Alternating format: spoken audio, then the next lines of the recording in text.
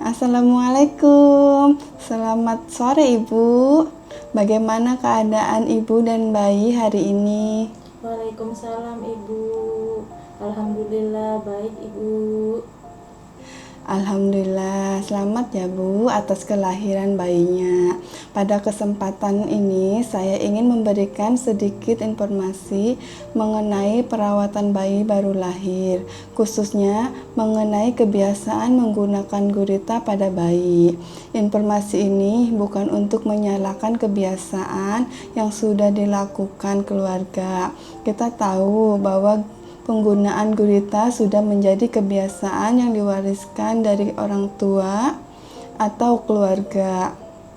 Namun, sebagai tenaga kesehatan, kami perlu memberikan informasi berdasarkan keamanan dan kondisi bayi. Apa Ibu bersedia kita berbicara sekitar 5-10 menit?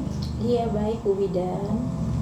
Baik Bu, sebelum saya menjelaskan, saya ingin mengetahui terlebih dahulu apa yang Ibu ketahui tentang penggunaan gurita. Menurut Ibu, apa tujuan bayi dipakaikan gurita? Supaya perutnya tidak buncit Bu, katanya. Supaya perutnya pusarnya tidak bodong. Baik Bu, selain itu apa ada alasan lain yang pernah Ibu dengar? Supaya perut bayi tidak masuk angin Bu, dan supaya badannya bagus. Baik Ibu, jadi mendapat informasi tersebut dari keluarga. Iya Bu, dari ibu saya dan keluarga saya.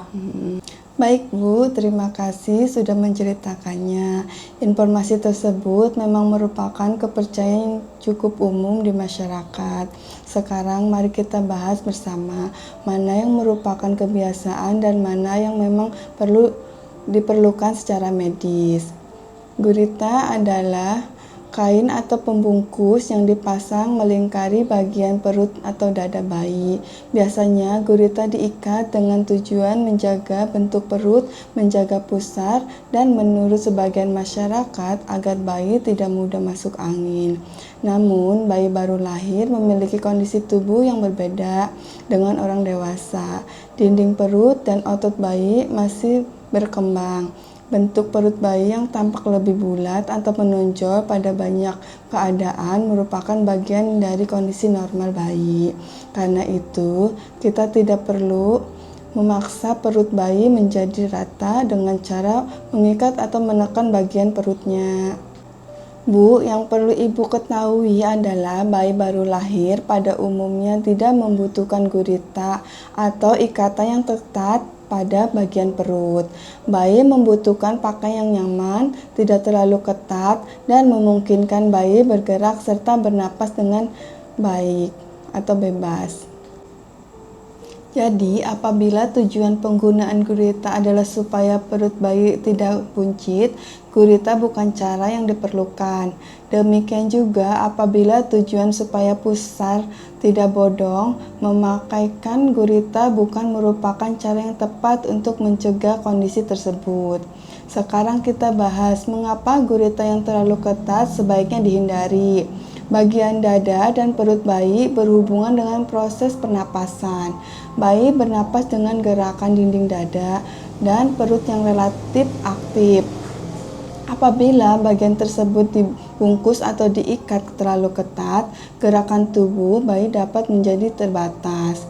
Bayi juga bisa merasakan tidak nyaman, lebih mudah rewel, sulit bergerak, serta tidak bebas. Selain itu, apabila bayi menggunakan gurita dalam kondisi panas atau pakaian terlalu berlapis, bayi dapat mengalami kepanasan.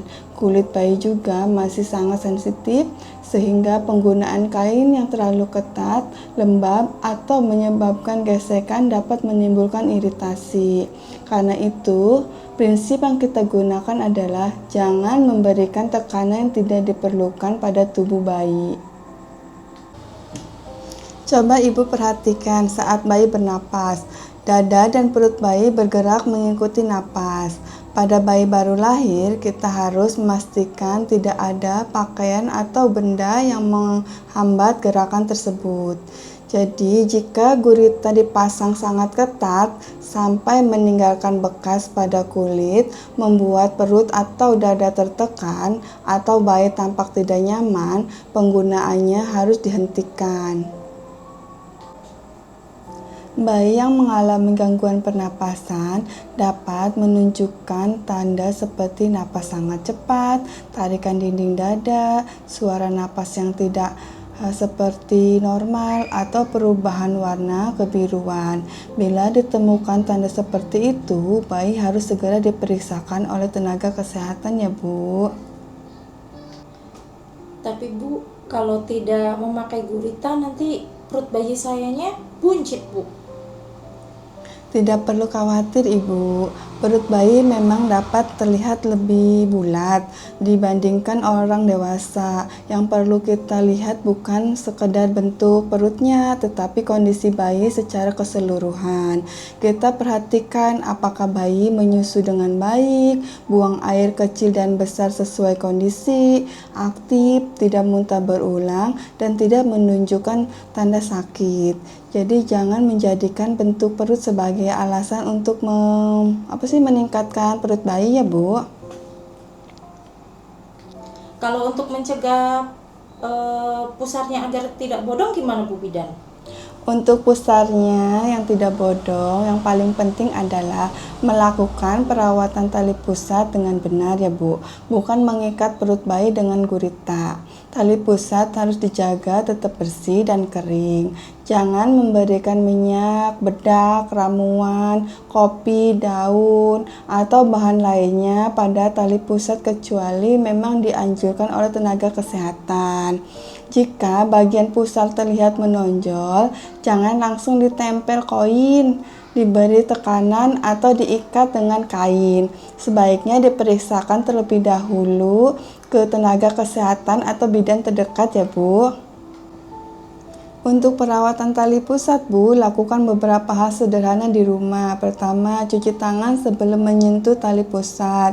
Kedua, jaga tali pusat tetap bersih dan kering. Ketiga, biarkan tali pusat terkena udara dan jangan ditutup dengan ikatan yang ketat. Keempat, jangan menarik tali pusat meskipun sudah terlihat hampir lepas. Biarkan tali pusat lepas secara alami. Kelima, segera konsultasi apabila terdapat kemerahan yang menyebar di sekitar pusar, bengkak, keluar nanah, atau cairan berbau, pendarahan yang tidak berhenti, atau bayi mengalami demam maupun tampak sakit. Kalau begitu, apa yang sebaiknya dipakai bayi? Bayi cukup menggunakan pakaian yang bersih, lembut, nyaman, dan sesuai dengan kondisi lingkungan. Pakaian tidak perlu terlalu ketat, jangan mengikat perut bayi, pastikan area dada dan perut dapat bergerak bebas. Kalau ibu ingin menjaga bayi tetap hangat, gunakan pakaian yang sesuai dan hindari membungkus bayi secara berlebihan. Prinsipnya adalah bayi harus hangat tetapi tidak kepanasan, nyaman tetapi tidak tertekan, dan bergerak serta bernapas dengan bebas. Bu, terkadang tantangan bukan berasal dari ibu, tetapi dari keluarga. Misalnya nenek atau anggota keluarga mengatakan, dulu semua bayi dipakaikan gurita dan baik-baik saja. Jika hal tersebut terjadi, ibu tidak perlu berdebat. Ibu bisa menyampaikan dengan sopan bahwa sekarang perawatan bayi mengikuti perkembangan ilmu kesehatan dan direkomendasikan oleh tenaga kesehatan. Misalnya, ibu bisa mengatakan, Bu, saya tahu dulu memang bayi bisa dipakaikan gurita, tapi sekarang bidan menyarankan bayi tidak menggunakan ikatan yang ketat supaya pernapasan dan gerakan bayinya tidak terganggu. Kita ikut yang paling aman untuk bayi kita. Sekarang saya ingin memastikan apakah penjelasan saya sudah dapat dipahami. Coba ibu jelaskan kembali mengapa bayi sebaiknya tidak menggunakan gurita ketat. Karena supaya bayi tidak kelihatan nyaman Bu Bidan, tidak mengganggu gerakan dada dan perutnya. Sebaiknya bayi memakai pakaian yang nyaman dan tidak ketat. Betul sekali Ibu. Kalau untuk tali pusat apa yang harus dilakukan Ibu? Dijaga kebersihannya supaya kering dan tidak memberi ramuan atau bahan-bahan lain agar dan tidak memakai gurita, jadi anak lebih nyaman. Bagus sekali Ibu untuk penjelasannya. Apakah ada yang ingin Ibu tanyakan lagi mengenai penggunaan gurita, perawatan tali pusat atau perawatan bayi baru lahir Ibu? Tidak ada Bu Bidan, sudah jelas. Baik Ibu, kalau nanti di rumah Ibu menemukan sesuatu yang membuat khawatir, jangan ragu untuk berkonsultasi dengan bidan, dokter, atau membawa bayi ke fasilitas pelayanan kesehatan terdekat ya Bu. Baik Ibu. Saya ingin mengingatkan 3 pesan utama hari ini ya Bu. Bayi baru lahir tidak membutuhkan gurita yang ketat. 2, jangan mengikat atau menekan bagian dada dan perut bayi karena bayi membutuhkan ruang untuk bernapas dan bergerak dengan nyaman. 3, untuk tali pusat lakukan perawatan yang bersih dan kering. Jangan menggunakan gurita, koin, ramuan, bedak, minyak maupun bahan lainnya untuk menekan pusat. Jadi Bu, kita tidak sedang melarang kebiasaan keluarga tanpa alasan. Kita sedang memilih cara perawatan yang paling aman bagi bayi berdasarkan pengetahuan kesehatan saat ini. Semoga informasi ini juga dapat Ibu sampaikan kepada ayah bayi, nenek, dan anggota keluarga lainnya agar semua orang memiliki pemahaman yang sama mengenai perawatan bayi. Terima kasih ya Bu atas waktunya. Sama-sama Bu Bidan, terima kasih. Semoga bermanfaat ya buat Ibu dan keluarga. Iya, terima kasih Bu Bidan. Sama-sama.